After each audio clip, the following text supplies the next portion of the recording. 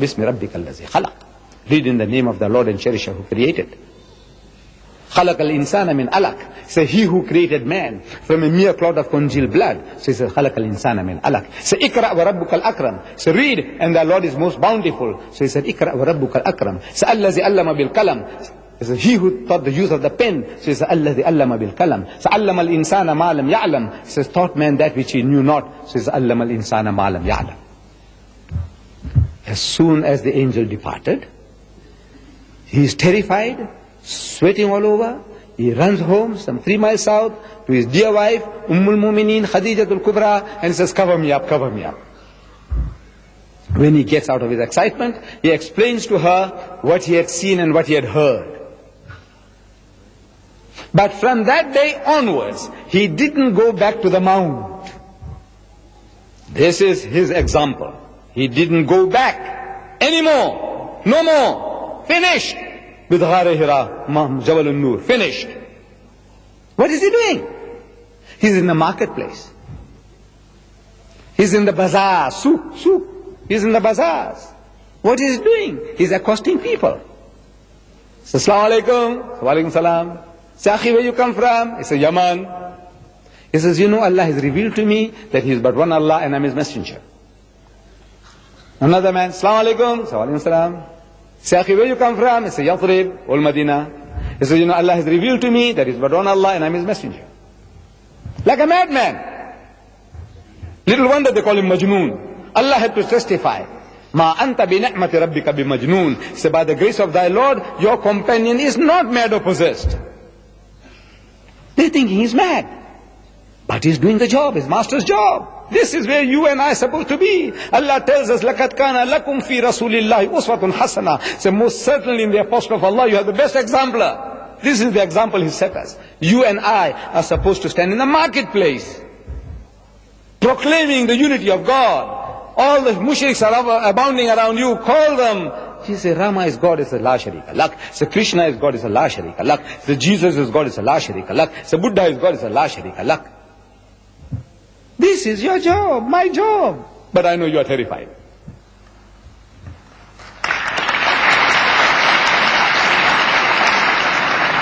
You are terrified. Me too. I'm telling you, it's a terrifying thing. You know, today nobody will stone you. Wallah, if you did that, nobody will hurt you physically.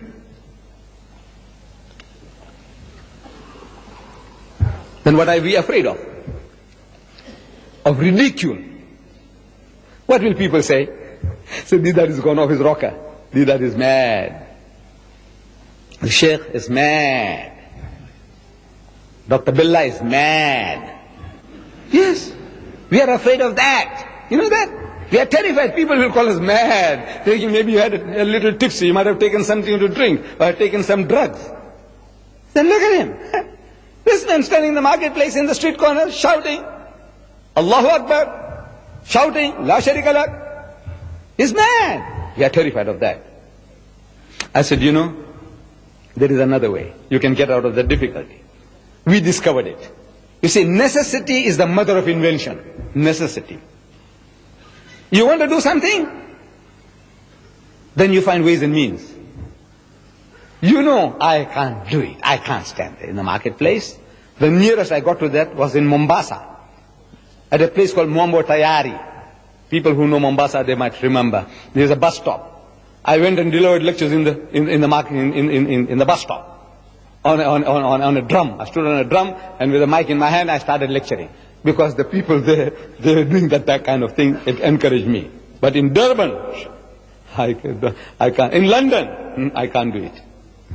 I did it there because it looked like everybody was mad, like me. So it didn't matter. I said the second best thing. I said necessity is the mother of invention. We invented an idea. He said, look, you know, today we are able of capturing these jinns. You know, old people, they talk about, you know, making, we say, tabe, you know, controlling jinns, that you can call them and make them to do things. Like Aladdin, his wonderful lamp. You rub the lamp and the jinn comes along and you tell him what to do for you. That kind of people, you know, there's jinns under your control. These modern jinns. TV TV stations, radios, TVs, monitors, VCR. They are jinns under your control. I said, use them, man. You can't do it yourself. So we said, look, I'll show you.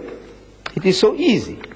Look, in Durban, a country in South Africa, you know, the land of apartheid, a racist country, very oppressive. The whole world is like the polecat of the world, stinking. That nation stinks. My nation stinks. But that nation gives me this freedom. Look at this. It's given me that freedom in the streets, in the shops, in the bazaar. Look what I'm doing. I put the monitor in the window. You know, 24 hours a day I can make it to do the work. Deedat is talking. 10 hours a day, 20 hours a day. The machine, I make the machine to do the job. The jinn under our control. I say, use him, man. We are using him. Look. And nobody objects. Nobody says Deedat is mad. Nobody says it because I'm not there. But I'm doing the job in the marketplace. That's outside. It's outside because inside the place is full. This is another picture of the outside. Muslims and non-Muslims are listening to the message. The message is they're getting entertained. And they're receiving the message. Inside the shop,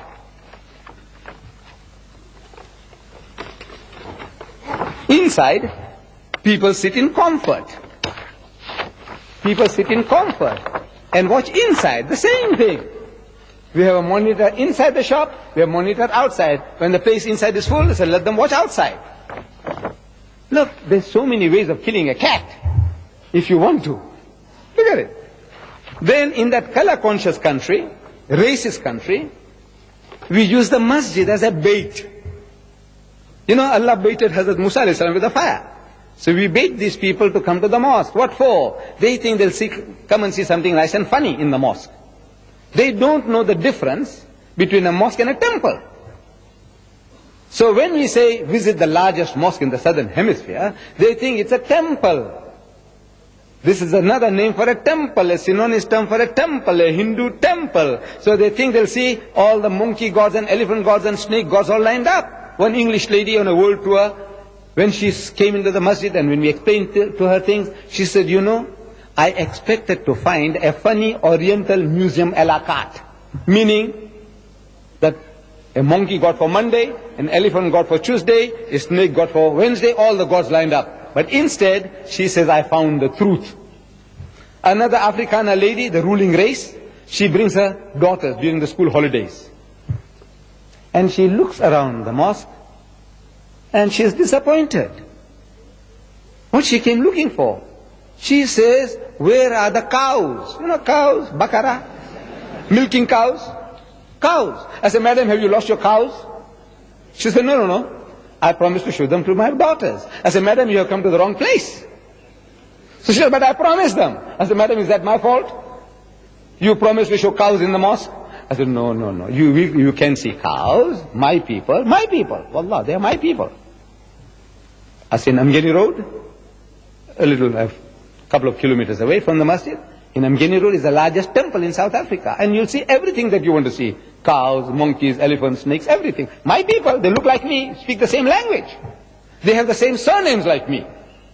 You know that? Morarji Desai. You heard the name? He was the prime minister of the largest democracy in the world. He is my maternal uncle, Mamu, we call him. He drinks his own urine 6 to 8 ounces every day. That's my nation. I'm not ashamed. See, Allah took me out of it. I'm proud of that. Some Arabs, you know, alhamdulillah, they came to my part of the country and they spoke to my people. They came